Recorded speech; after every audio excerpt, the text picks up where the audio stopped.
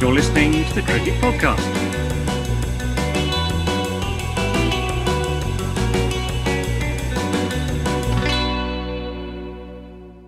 Hello, everyone, and welcome to the Cricket Podcast, where we're taking a break from the Ashes to talk about a much more interesting series.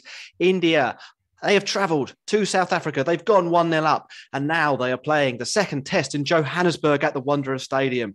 The match is delicately poised. On the final day, South Africa need 120 odd to win with 8 wickets in the bank. Which way will it go? How did we get there? Who's been good? And why is Lord Shardul Thakur brilliant? We'll be discussing all of that and more, I am sure. I am Jack Hope, and I am joined by Ross Legg. How are you, Ross Legg, in your striped red jumper?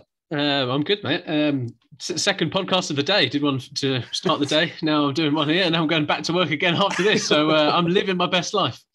Excellent stuff. And Max Roy Brown, how are you doing, Max? Yeah, second pod for me as well. Well, but the Ashes is boring, isn't it? So let's talk about something interesting. Proper cricket.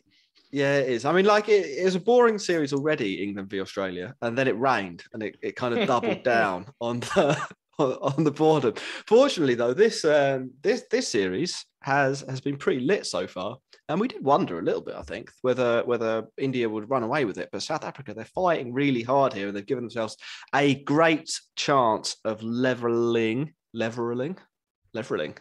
it up at 1. Oh, Ross, before we get into the meat and drink of TCP, we have a sponsor, don't we? We do have a sponsor. It's a new sponsor, Serious Cricket. And I'm going to repeat the message that we went out this morning because you weren't on here, Jack. So each of our daily shows for the Ashes is sponsored by it. And so is this show, is because everyone else was watching India versus South Africa instead of listening to us, which is a classic, isn't it, really? And we are sponsored by Serious Cricket. They've provided our cricket club, which is I Don't Like Cricket Club, with gear since we started. I think it was 4 years ago we started now. Mm-hmm. They offer a full range of cricket equipment and know each item inside and out. And that's whether you're looking for a new helmet to fit your inflated acquired ego, like you, Jack, after last season, or for someone to discreetly provide you some children's-sized pads, like Max. How original, Ross. Well, yeah. I've written heard that one before. I've written 4, and that's going to be. I've had to repeat today's one. That's what I'm going for. The thing is, Max, when you're an expert comedian like Ross, you don't do a different show every night. It's the same true. jokes, just like true. You know. What would Michael McIntyre do? They have the lot that you're looking for and stock all major brands. As you're listening to our podcast, you get 10% off when you use code TCP10 on their website, the link of which will be in the show notes. All equipment is available with next day delivery in the UK. So use the Christmas money you got and treat yourself. Seriouscricket.co.uk. I'm actually on the website now. I was looking through stuff earlier in the market for some spikes. So I will be making a purchase myself at some point. TCP 10. Get involved. The cricket we're talking about, though, India v South Africa, or South Africa v India, I should say. Well, how did we get to this point? I will really briefly run through the summary. My summaries are nowhere near as good as yours, Max. So I take all of the emotion out of it, and I basically read the bare facts. And the bare facts Robot are summary. this. Yeah. South Africa playing India. Well, they both have had a go at batting first. India, they got 202, and South Africa replied with 229. Now, it looked like India at one point might skittle them. It's the TL words today I'm not doing well with. Skittle them for a sub-200 score, but they did some slogging down the order. Maharaj and Jansen, Marco Jansen, the wonder kid, got them up to 229 and gave themselves a lead. India, in response, well, they started pretty quickly, and they carried on going pretty quickly. And then sort of midway through today, it looked like Pujara and Rahane, the much maligned middle order of this India side, would basically put the game out of reach of the Proteas. However, Kagiso Rabada had other ideas, and he went on a little tear. He picked up Pujara, he picked up Rahane, and then Pant, let's say, got out to Rabada. I don't want to say Rabada picked him up. Rishabh Pant kind of deposited himself into the cricketing bin on this occasion. But that's the way he plays. We shouldn't say do something different. We should applaud him for his 0 off 3 balls when India probably wanted more than that. Eventually, South Africa wrapped up the innings. with India posting a total of 226, giving themselves a 240-run lead for the South Africans to chase. And there were some pretty spicy moments, I think, in that innings. Van der Dussen let Pant know what he thought about the claimed catch from earlier in the match, which is probably fair enough. I mean, it was within the realm of sort of acceptable banter. I think Pant gave him a volley back and then got out like the ball after. So, I'll let you draw your own conclusions about That's who won that. That's a victory for sledging. Oh, yeah. Anyway, long story short, South Africa, they've lost 2 wickets. They scored 118 runs, which means they are pretty much bang on halfway. They need 122 to win with 8 wickets in hand. Dean Elgar, as always for South Africa in this series, it seems, is at the crease. And Van der Dussen has been obdurate in his 11 from 37 so far. It's been a pretty enjoyable contest so far, Max, hasn't it? Like there's been more spice than expected so far in this battle. Yeah, I mean, you've got a team that's pretty much at the top of their powers in Test cricket at the moment, going over to South Africa to play a team who have been, I suppose, suffering from a little bit of Englanditis. They've gone through a bit of there's always questions about the South African cricket structure, but their team's going through a bit of a revamp. Faf's retired, and Quinton de Kock retired last night. And Quinton de Kock, literally retired yesterday. So India would have been probably expecting to win this series, I'd have thought, after what they did in Australia. And the fact that it's close, I think, is a testament to how South Africa played, and great for Test cricket. I mean, this is a really good game, isn't it? This is a really good game of Test cricket. Like, it's only day 3 as well. It's only day 3. The pitch is not, an all-time classic. It's got a bit in it, and it's a really good game. Like today, I've been watching the win predictor sort of go back and forward. I think both top teams have been on top at one stage or another. At the moment, Ross, it says South Africa are 67%. 67.4% My favourite bit of the win predictor is that the draw is 0.6%. I assume that is the combined probability of it raining every hour for the rest of the last 2 days. COVID, yeah. Well, maybe it should be higher. Yeah. Ross, do you think that's a fair reflection of the match? I mean, we've had what the purists love to call ebb and flow, haven't we, so far? Do you see South Africa on top at this point before we go back and talk about some of the details? I think the confidence that they will take from today was pretty staggering. But you saw how the heavy roller actually flattened the pitch out a little bit. I hope he's just left us. Ask your question and leave.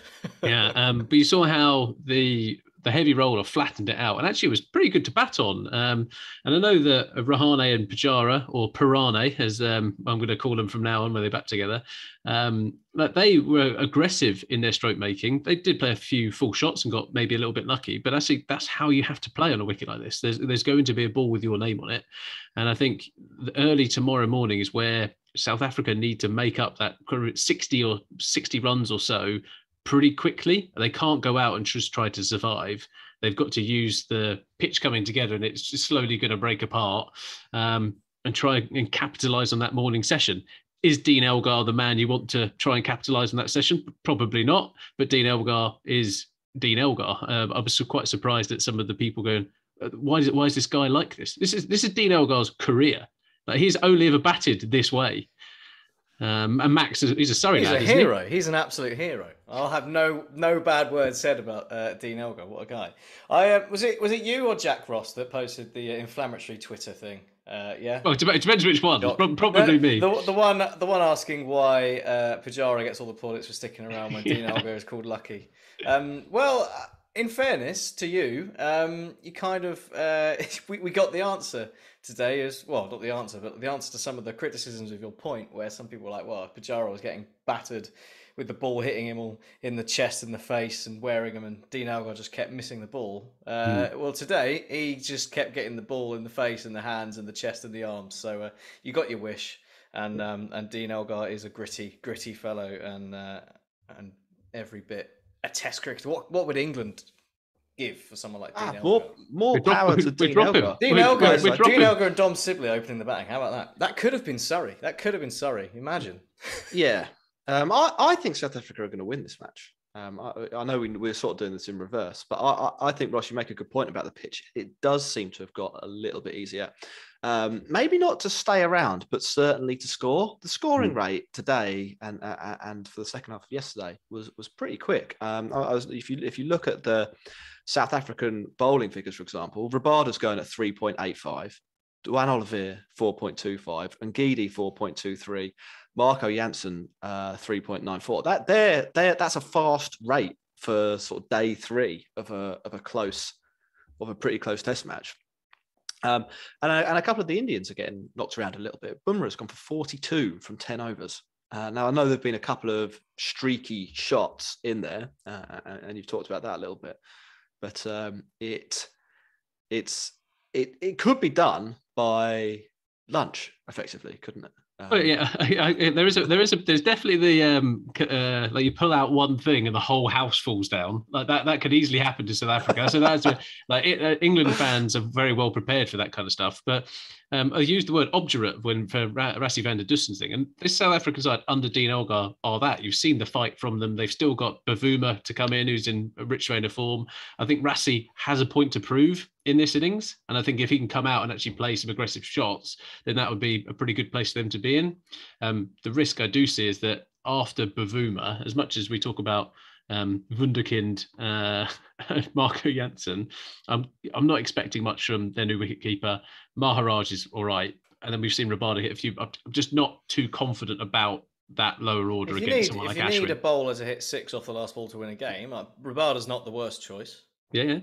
But whether that's going to be the situation is highly doubtful. Which bowler would you choose? Obviously Trent Boult did do this the other day, so he's number one on the list. But it very much depends. Who's Jofra Archer's got to be up there, hasn't he? Who's the bowler? I'd pick Chris Morris if it's pace. Yeah, Chris Morris. I'd say an all-rounder, though, to be honest, Max. So I think you reckon? It's like saying Flintoff, isn't it? If it's a bouncer, Stuart Broad might be there trying to swat it so it doesn't hit his head. I'll take Viv Richards. Exactly, yeah. Right, so that's what we think about tomorrow. There's a few talking points from the cricket itself, and let me just get the tab up where we talked about talking points. Ross, you wanted to talk about Pujara and Rahane, as you do after pretty much every show we do on India. What was it you had to say about them? Well, I think I've kind of said my point around it. They went out and they went out and they were aggressive, right? And I think they were really positive in actually how they went about it, and they didn't really look like they were playing for their place. I think sometimes people go into their shell and all that kind of stuff.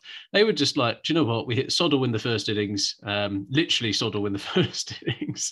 From Rahane's point of view, didn't he get a first? I think he got a first ball duck the first in his Test career, and Pujara got 3 off 33 balls. And it was that bit where they were just like, do you know what? We have to go out and be positive here, and that was impressive. It must be difficult for Shreyas Iyer, kind of sitting there, kind of watching on, and to kind of be like, this is happening again.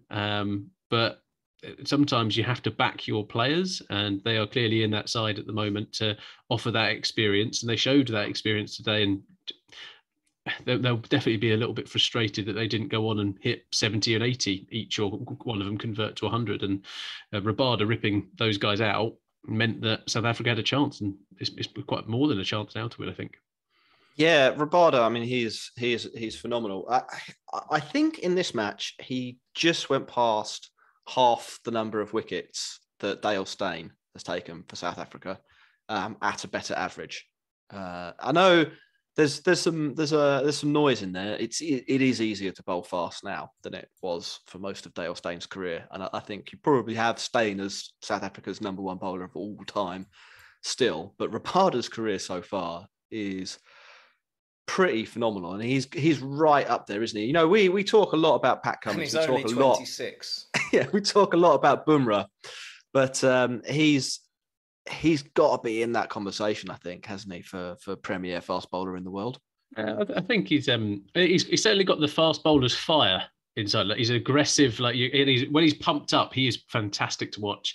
I'm not sure you can speak about him in the same breath at the moment as kind of Cummings and Hazelwood and those guys, because I just don't think he's consistent enough. And I know that sounds ridiculous. You just kind of read out the stats there, but actually he has gone missing in a few of the games, and there is a little bit more around. If you consistently win South Africa Test matches, if they come out of winning this one, can't be that many.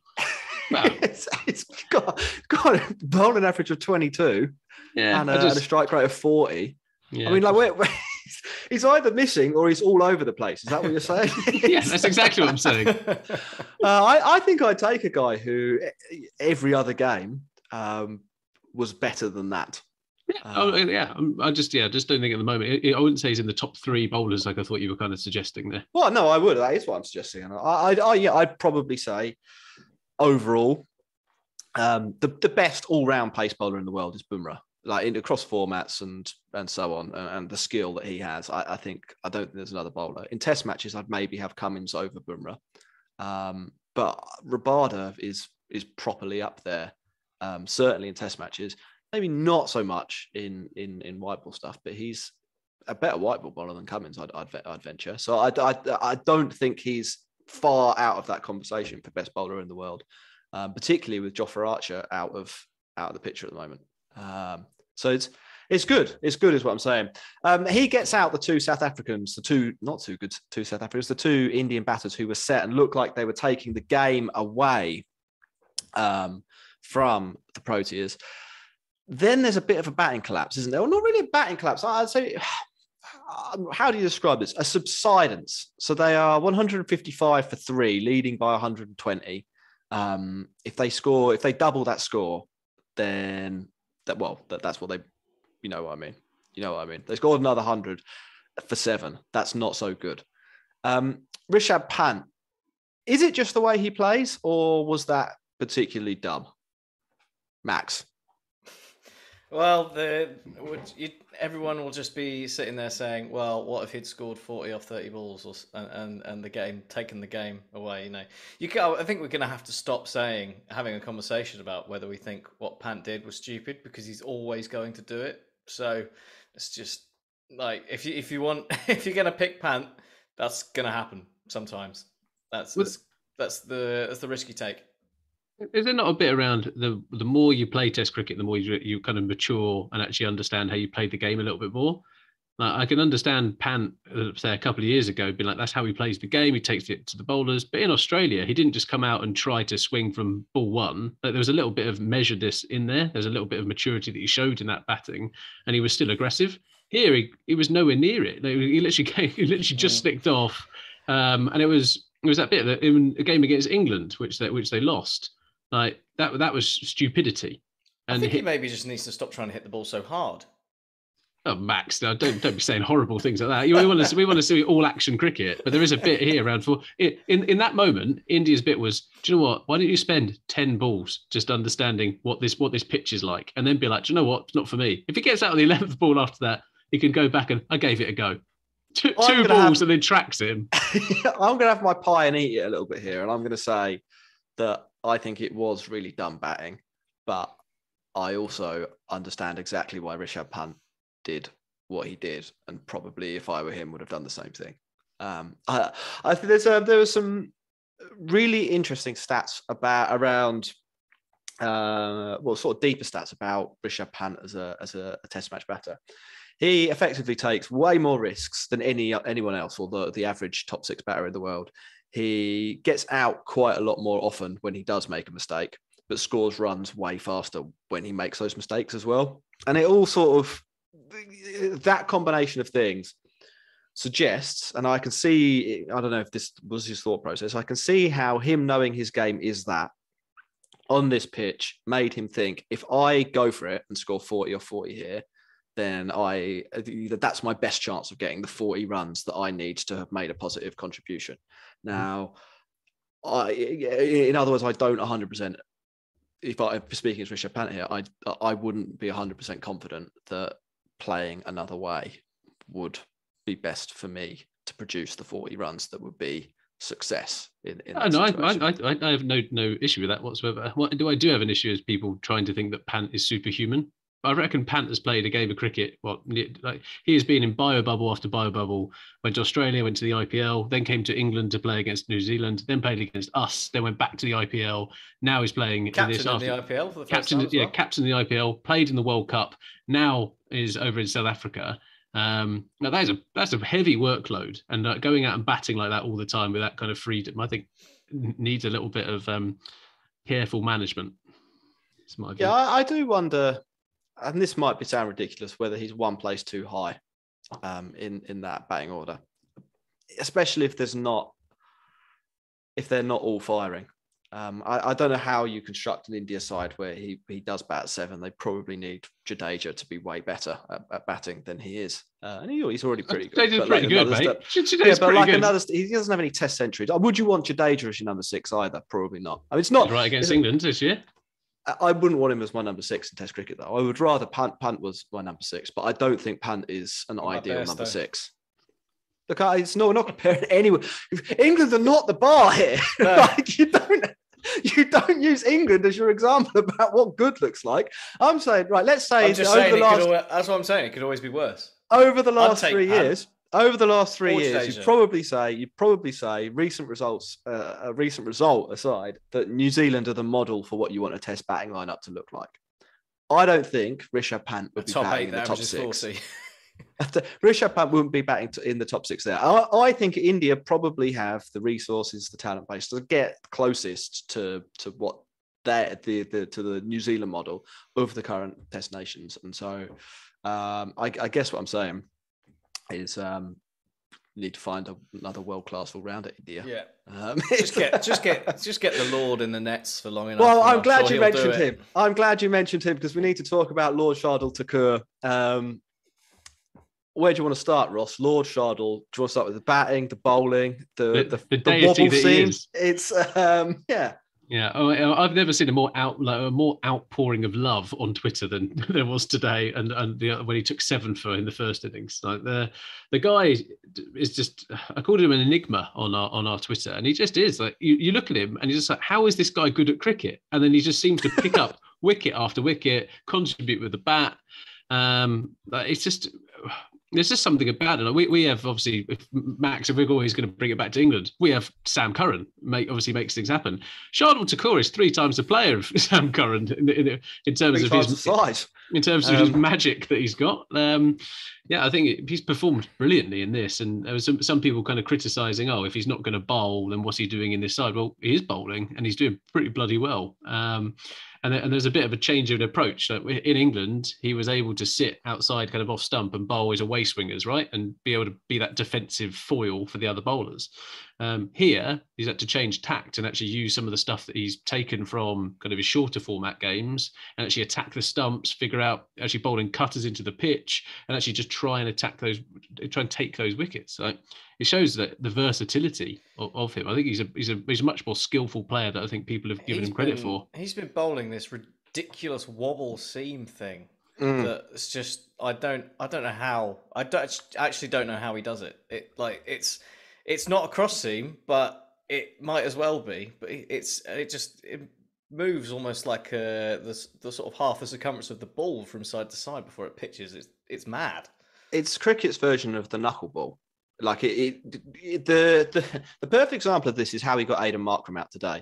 He bowled basically out of the hand a ball that had it been a cross seam or a regular seam up delivery would have bounced in the same location 4 balls in a row. But because of the wobble seam was making it do all sorts of things, one was canning into the pads, one was going away from Markram.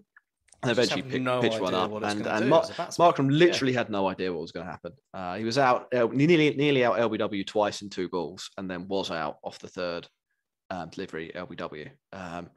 And now people say Markram's got a bit of an issue with that. I think a lot of top batters have got an issue with that. It's the bowling at people's legs. Bowling at people's legs is what happens when you're so good outside off stump that people don't want to do that anymore. You see Root went through that, Kohli went through that, Pujara's going through that. I'm sure Markram will solve it, but right now he has got that vulnerability, and Thakur with the wobble seamers completely destroyed him. And this is the thing about the 7 for he took in the first innings and the one he's taken this. They're not Lord Takua wickets. They're not like, oh, he's the third top wicket taker in the IPL. How did that happen? Kind of. It's not. That's not the headspace. You see it, and you're like, oh my god! Like, how actually do you play him? He's bowling 120 kilometers an hour, but the ball is just dancing off the pitch. It was really terrific. 61 for 7, or 7 for 61, and it's good. The other battle that we should touch on before we get to questions, unless there are other thoughts that you have, so to do think them, is Jasprit Bumrah v Marco Jansen. Which one will kill the other one, Ross?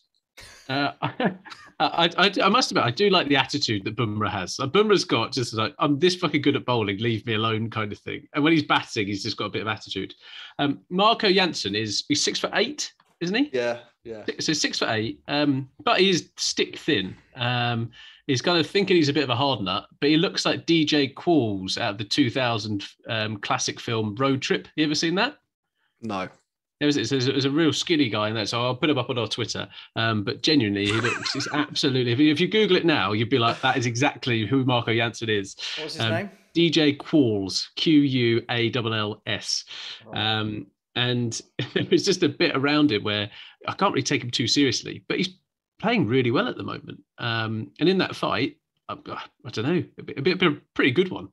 Oh, yeah, I know what you mean. I think, right, do you want me to be honest here? I think ball in hand, Jasprit Bumrah will eventually kill Marco Jansen. But in a proper Queensberry rules boxing match, Jansen's got the reach. He's got the reach, yeah. You can't outbox somebody with a 9-foot wingspan. He'll hold him back, like those cartoons. He'll got just good body put his shots. arm out, put one hand on Bumrah's forehead, and Bumrah will Wimbledon away. And then Yeah, but you got himself out.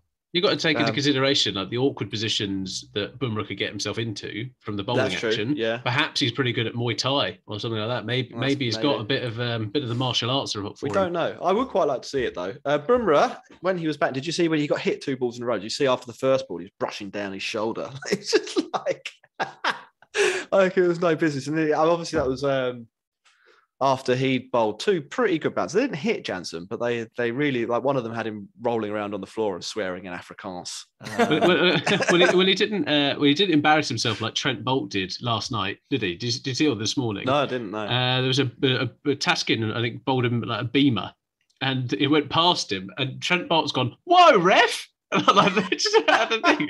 Really quite really like squealed it out. It was quite funny. So yeah, he didn't embarrass himself in that regard. Right, that's pretty much it. I think South Africa are probably going to win this. Does anyone disagree before we move on or do final talking points? I think they are in the best, better position, but I think it's probably more 60-40 for me because I do think it's going to be a struggle. I think Bavuma is the key man. I think Bavuma needs to, because obviously if Elgar and Van der Dussen could do it themselves, but I don't think they will, and I think Bavuma's going to need to get 40-50 to make it a bit more comfortable for him. Yeah, there's also that bit that Siraj is carrying a niggle, not bowling in kind of his typical self. Ashwin's looking pretty tasty though. Yeah, when Ashwin is on any pitch, Ashwin's going to be dangerous. That's the thing. I think if it comes down to the tail needing 40 runs to win, I'm not backing the tail to get past it. I don't think that will happen. I think Marco Jansen looks too high. I mean, England have got Mark. Let's swap at England again. Mark Wood batting at 8. Marco Jansen should not be batting at 7 in Test cricket. Right, questions. Amar asks, would you have done this today instead of tomorrow if South Africa were 4 down and it looked like India were definitely going to win? Of course we would. That's when we get our best viewing figures. Is immediately before and immediately after India win. There's a reason this is only going up on YouTube because that's where all the Indian fans are. So Amar definitely is the answer there. We're honest. Like, why lie? Why lie? We're rooting for Team India because we're talking 10x the number of hits when they win versus when they lose. He also asks, and Max, you can answer: Is Lord Takua actually any good? Are you on the good train or the not good train? I genuinely have no idea. I want to see what happens next. I think he is like Sam Curran, but possibly with a little more skill with the ball. I think he's possibly got a little bit more about him in terms of what he can do with the ball. than Sam Curran, because I think obviously, Sam Curran goes a bit missing when it doesn't swing. He tries and he does what he can, but I think Busts his cheeks out. I think Shardul has a little bit more skill in that department, but I'm still confused by the returns he gets. Both CSK boys. Obviously, we can only put Shardul, to cause brilliance down to interesting There's Dhoni. a limited pool of magic between them. Dhoni. I think that must be what it is.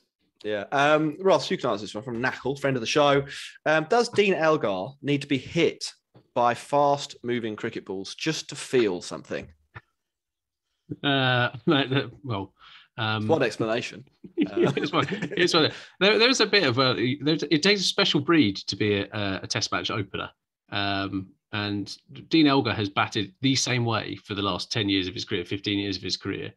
So maybe that is his thing. Maybe the best innings you ever see is when he's in that battle and he's got a bit of kind of a bit of an S&M background. Who knows?